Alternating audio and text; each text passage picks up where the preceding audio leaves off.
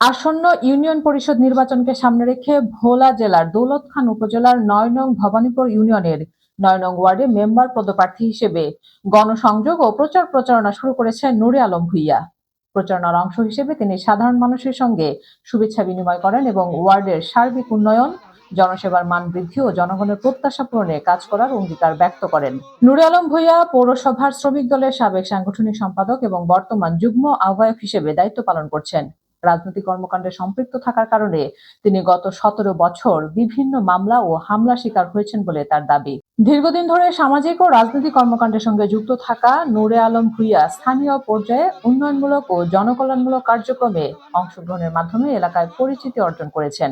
স্থানীয় রাজনৈতিক বিশ্লেষকদের মতে আসন্ন নির্বাচনকে কেন্দ্র করে সম্ভাব্য প্রার্থীর মধ্যে নূরে আলম ভূঁইয়ার অবস্থান নিয়ে ভোটারদের মধ্যে আলোচনা রয়েছে।